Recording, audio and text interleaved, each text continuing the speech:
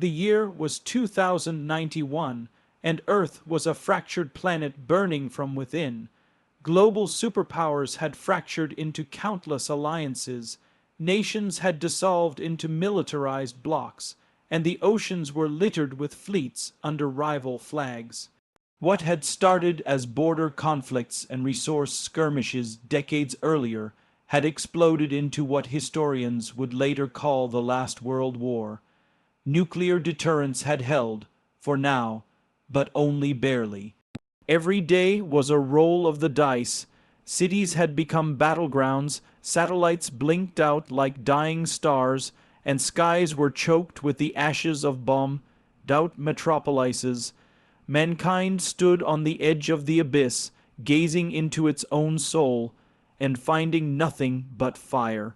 It wasn't one war, it was dozens. Asia had split along ideological lines, Europe was fractured between defense unions and rising neo-states, and the Americas were embroiled in internal collapse and desperate expansion. Africa, once poised to rise, had been carved up by foreign powers hungry for rare earths and orbital launch windows. Space itself had become a high ground of war, with defense satellites constantly shooting each other down in an invisible cold fire that rained metal shards into orbit. In this cauldron of fire, humans had reached new heights of tactical insanity. Autonomous drones, directed by flawed but vicious AI, patrolled skies in flocks like mechanical birds of prey. Railgun platforms fired tungsten rods across continents with hypersonic fury. And deep in mountains and deserts, secret labs churned out next generation weapons as fast as they could sketch blueprints. But the most terrifying weapon wasn't a machine. It was the people. Soldiers of 2091 weren't like the heroes of peaceful past. They were products of constant conflict, forged in loss, trauma, and survival. 10-year-old recruits were common in some regions. Guerrilla fighters with implants, exorigs, and cybernetic enhancements turned the streets of ruined cities into kill zones. Every man, woman, and child in contested zones was either a warrior or a casualty. The concept of neutrality had died years ago. Even medics were armed with smart rifles and combat drones. Humanity was bleeding itself dry. The global death toll was in the billions. There was no clear side, no noble cause, just overlapping histories of revenge, fear, ambition, and survival. Treaties lasted days. Alliances shifted like sandstorms. It was not a world ready for peace, but it was a world that had learned how to fight. Above Earth, alien eyes watched. They scanned the burning cities, the broken infrastructure, the chaos that defined every inch of land. To them, humanity looked like a species on the verge of collapse, the ideal moment to strike. After all, what better time to conquer a planet than when its people were too divided to unite, too wounded to resist? They had no idea, because in that moment, in that hour of human darkness, the invaders failed to grasp a fundamental truth. Humanity had always been at its most dangerous when it was on the ropes, when it had nothing left to lose. And as history had proven time and again, there was one consistent thread in all human wars. Humans never stopped fighting, no matter how bad it got. So when the alien fleet began descending through the black smoke and shattered clouds, they believed they were arriving to conquer a planet of exhausted primitives.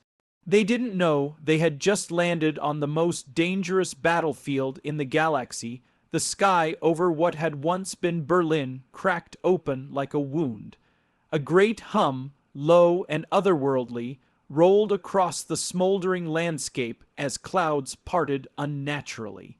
Flames still licked the ruined edges of the city, and the charred steel bones of skyscrapers jutted upward like broken fingers.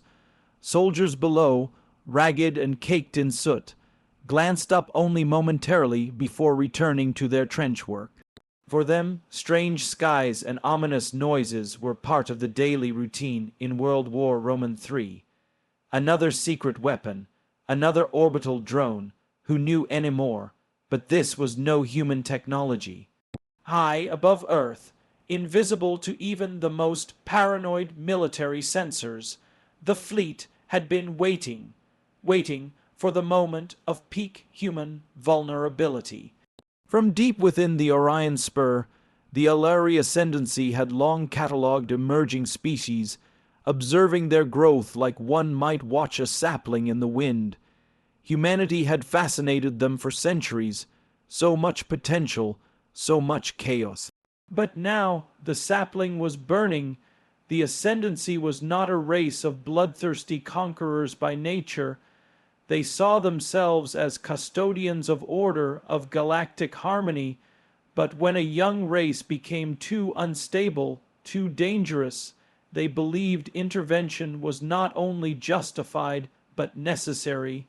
Earth had become that problem, so they came not with diplomacy, not with words, but with precision and dominance. The plan was simple: cripple command structures, pacify urban centers, neutralize resistance before it could gather momentum. It had worked on dozens of worlds before. Why should this one be different? The first ships appeared above major cities in synchronized waves. Dozens of silver, crescent-shaped craft that shimmered as they cut through atmosphere, trailing golden vapor and humming with gravitic energy.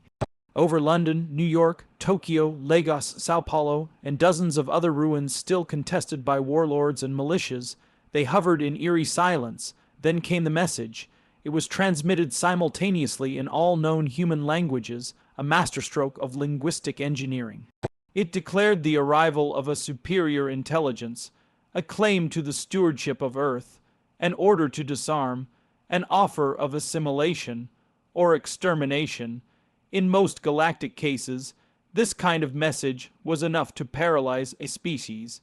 Fear and awe would do the rest, but Earth was different. The alien message didn't reach a peaceful people. It didn't land on hopeful ears. It fell into a world already drowning in defiance, rage, and grief. And in many places, it wasn't even heard. Communications infrastructure had been bombed into oblivion long ago. The invaders had assumed Earth was still talking to itself. In Berlin, the soldiers didn't even wait for orders. When the ships descended, hovering low to deploy pacification drones, the humans opened fire with everything they had shoulder: mounted plasma cannons, repurposed anti-air railguns, even MP salvaged from crashed satellites. One drone exploded midair, a blazing wreck spiraling into a charred museum. In the African deserts, nomadic rebel groups saw the ships as a new enemy and redirected their rocket trucks toward the sky. In South America, warlords thought it was a rival faction using alien tech and ordered airstrikes. In the American wastes, the militias thought it was a false flag psy-op and launched immediate countermeasures. Humanity didn't stop to ask questions. It had been fighting too long for that. The invasion was met not with surrender, but with instinctive hostility. There were no peace talks, no chance for diplomacy. The aliens had picked the worst time to make first contact, and so the Elari Ascendancy found itself embroiled in something it hadn't anticipated. A planet already at war, with no room left for invaders. Because the truth was brutal and unspoken, humanity wasn't interested in new enemies. It already had too many. For years, they had sworn to kill each other. Across trenches, behind bombed-out cities, and in desolate command bunkers, the flags of fractured nations flew with defiance. The World War had splintered humanity not only into alliances, but into ideologies sharpened like knives. Trust was extinct. Betrayal was routine. There was no humanity, only the ashes of a species tearing itself apart.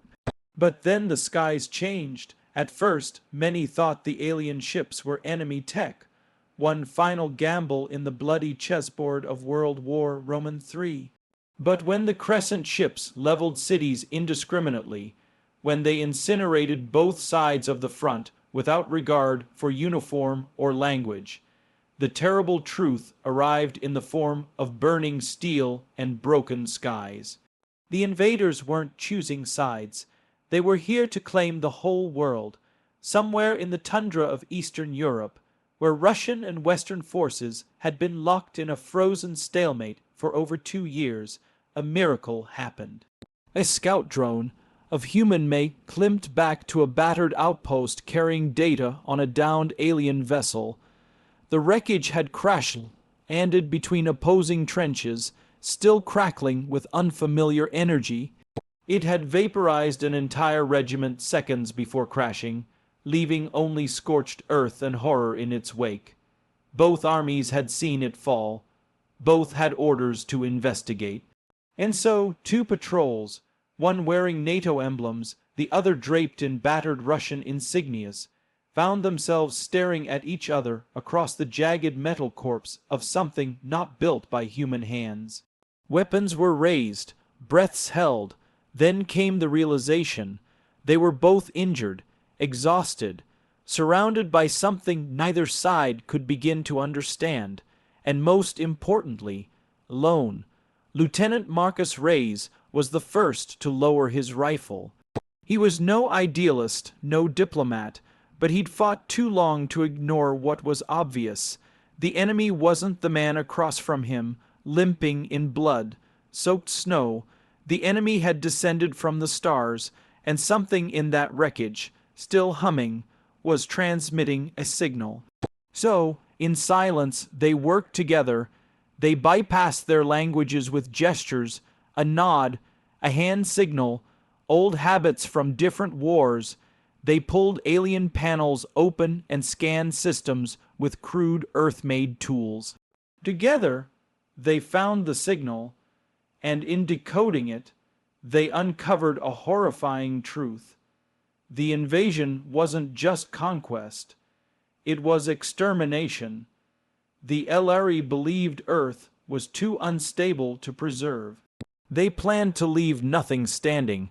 Their doctrine was one of sterilization. The lieutenant didn't speak Russian. The Russian didn't speak English.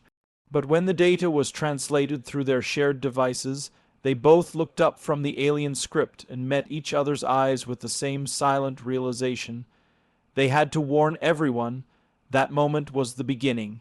Elsewhere, across the globe, similar scenes played out. Chinese battalions rescued wounded Indian soldiers from alien attack zones.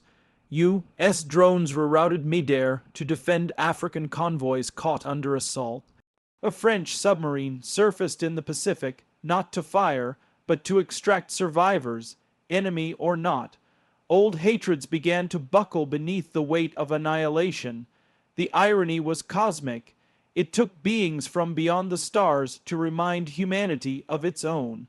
They called it the Iron Pact, a network of underground resistances, rogue states, surviving militaries, and civilian militias, all coordinated through salvaged alien tech and encrypted war channels. It wasn't smooth, it wasn't pretty, but it was human, and it was united by one goal: to make the invaders regret thinking Earth was theirs to claim. The world had burned, now it would strike back. In the early months of the invasion, humanity fought with rifles against plasma. Tanks crumbled under beams of disintegration. Satellites blinked out like dying stars.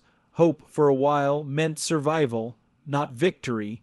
But that began to change in the underbelly of what was left of Geneva, where a group of scientists worked in a makeshift lab lit by backup batteries and desperation.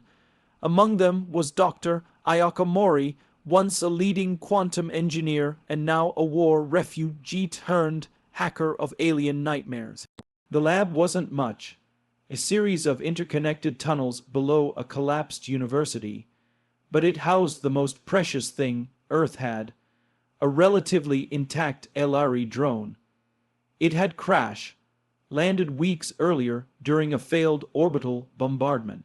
The Swiss militia had dragged it out from the Alps, barely containing its volatile core, and delivered it into the hands of the resistance. Maury and her team called it Ghost. No one knew if Ghost was still transmitting, or if it was laced with alien malware, but Maury knew one thing: it was the key. The Elari weren't gods. They bled, they died, and they built machines. Machines could be understood, deconstructed, reimagined. And if humanity could learn their logic, it could teach them something in return. Something far more ancient and far more dangerous. Human ingenuity born of desperation. The breakthrough didn't come with a bang, but with a glitch. As they analyzed Ghost's memory lattice, a junior technician misaligned the power feed. The drone emitted a low-pitched frequency, and every screen in the lab flickered to life, showing not code, but a map. A star chart, a network of invasion routes, supply nodes, and weak points. It was encrypted, yes, but it was there, a blueprint of the Elari war machine. From that moment on, Geneva became the heart of a new kind of war, not of bullets, but of minds. The map was only the beginning. Engineers from what remained of MIT, Tokyo Institute, and scattered Russian black labs began working together over encrypted mesh networks. They reverse-engineered Elari shielding to create temporary dampeners that could block scans. They adapted alien propulsion systems to launch stealth drones. But perhaps the most important development came from an old Soviet-era reactor, reactivated in Siberia. There, engineers combined alien fusion cores with human railgun technology to create the first anti-ship weapon capable of puncturing Elari hulls. It was ugly, it was unstable, but it worked. When Babylon 1, a city-sized mother ship, descended over northern China, it was met with silence from the ground. Then came a single, shuddering shot from the upper atmosphere. Babylon 1 split open like an egg dropped from orbit. The world didn't just cheer it rose. From the ashes of war zones came resistance networks equipped with hybrid gear, exosuits cobbled from Elari plating and 3D printed servos, EMP bursts tuned to alien neural frequencies, hackers who could override a drone fleet using a scavenged wristband. Each battlefield became a workshop. Every wreckage was a resource. Maury's lab even began simulating alien AI behavior, building predictive models for fleet movements. They called it Minerva, and within weeks it had rerouted evacuations ahead of alien assaults and coordinated ambushes with terrifying accuracy. It wasn't perfect. People still died. Cities still fell. But the tide was turning, and the Elari, they were confused. They had catalogued humanity as fractured, emotional, short-lived, primitive. They hadn't planned for what happened when those fragments began to bind together around a shared will to survive, using their enemy's strength against them. Earth had always been a crucible. Now it was becoming a forge, and humanity was no longer just defending. It was inventing a future in the fire of war. The bitter winter of 2044 was the coldest in recorded history. Nuclear ash and atmospheric dust had veiled the sky in permanent dusk, dimming what little warmth the sun could offer. Snow covered the ruins of Berlin, burying the dead and the desperate alike. Yet beneath that snow, in the twisted subway tunnels beneath the city's skeleton, something remarkable stirred. A summit of leaders, not of nations, but of resistance. They came from every shattered corner of the world. A grizzled American colonel missing his left arm. A Chinese general with cybernetic implants she made from alien scraps. A Nigerian tactician who once commanded oil convoys, now commanding hope, and a teenage codebreaker from Brazil whose virus had shut down an entire Elari skydrop fleet over South America. They sat in a circle of dim, portable lights powered by scavenged solar panels. the distant thud of orbital strikes echoing far above like the heartbeat of a dying planet. What united them wasn't politics or flags. That world was gone. What remained was Earth, and a primal will to not go quietly. Colonel Mason stood first. We've bled separately long enough. If we keep fighting in pockets, we'll be crushed in pockets. We don't need a country, we need a cause. General Enline nodded. A singular command, a neural net of resistance, coordinated, synchronized, global. If the Alari fight as one, so must we. The others agreed, and so, from that frozen cathedral of concrete and echoes, rose the Phoenix Accord. The Phoenix Accord wasn't just a name, it was a vow. Within days, the remnants of Earth's military, scientific, and civilian networks were woven into a single, adaptive war net. Satellites, once fried or defunct, were repurposed and relaunched using modified alien cores. Communications relays hidden in abandoned oil rigs, deep sea bunkers, and ancient telescopes stitched the world together like nerve endings reconnecting across a damaged brain. And then came the real miracle. People answered. From Mumbai to Montana, survivors tuned into encoded broadcasts on frequencies the LRE couldn't decipher. Families hiding in forests, engineers in mountain labs, scavengers on ruined highways, they heard the call. Resistance cells no longer operated in isolation. They became organs in a larger body. When one was struck, the others reacted. When one succeeded, the knowledge was shared instantly. It was in this environment that a simple idea took root. Humanity's power wasn't just in its weapons or its minds, but in its ability to adapt, to unify when pressed to the edge. One night, over the wreckage of Sydney, an Alari carrier descended with a full strike force. 30,000 soldiers, walking tanks and drone swarms.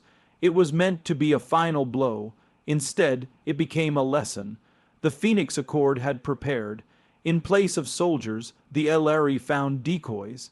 In place of resistance, they found silence. The real counterattack came from underwater, coordinated from a decommissioned nuclear submarine repurposed into a mobile command hub. Railgun salvos fired from the bay. Drones deployed in swarms from rooftops. Power grids were routed mid-battle to blind alien sensors. Sydney became a trap, and the LRE knew, for the first time, fear. From that moment forward, unity wasn't just a strategy, it was the weapon. Resistance leaders merged tactics from every culture, every military school, and every lost civilization. Guerrilla warfare met machine, learning simulations. African war drums were used as low-frequency jammers.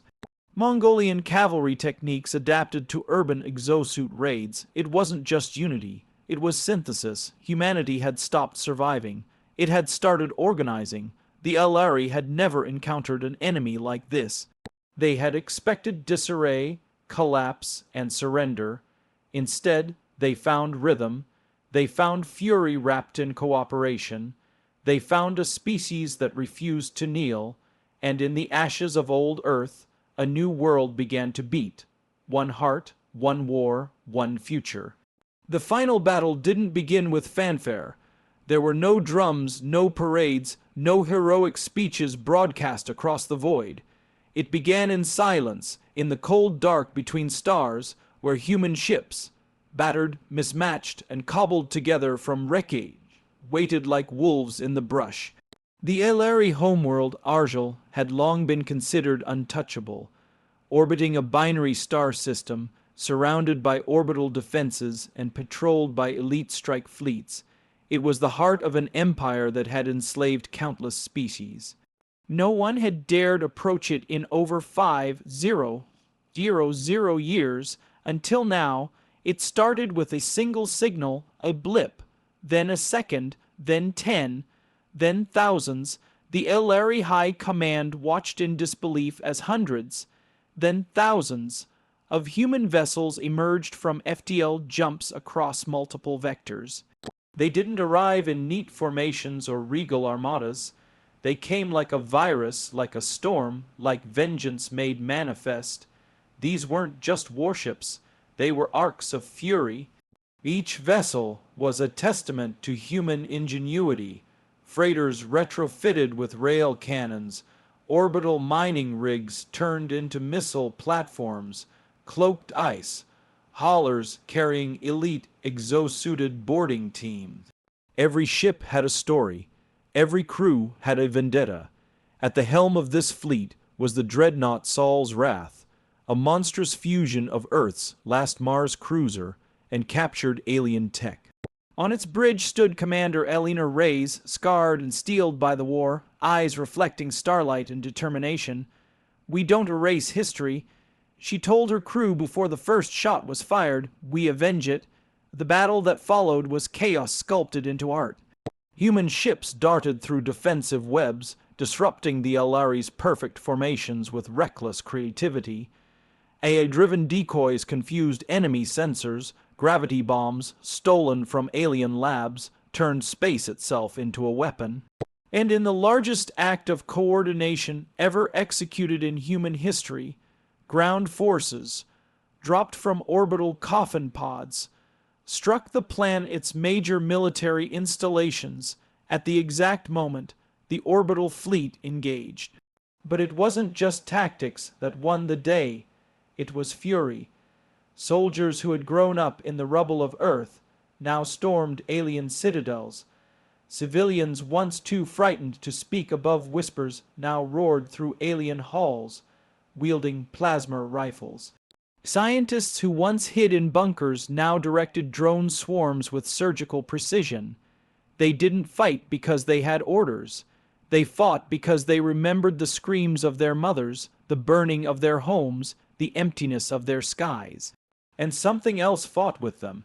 AI constructs, born from the desperate minds of human coders, had evolved beyond their initial programming.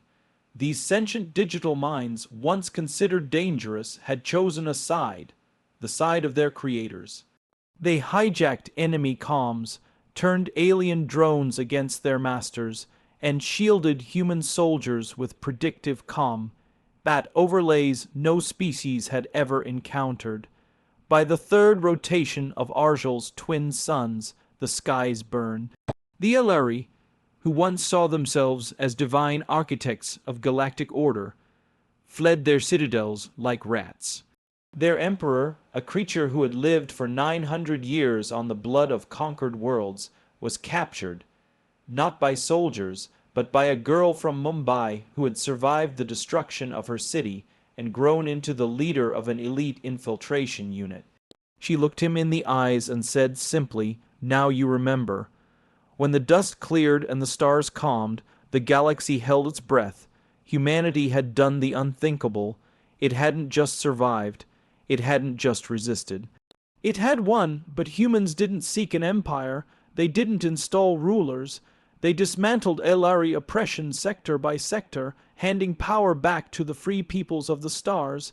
They became symbols, not of domination, but of defiance, of fire that refuses to be extinguished. In the ruins of the old regime, a new whisper began to echo across alien tongues. "Do not awaken Earth's fury, for if they rise together." And in that whisper, the legacy of humanity burned, forever etched in the stars.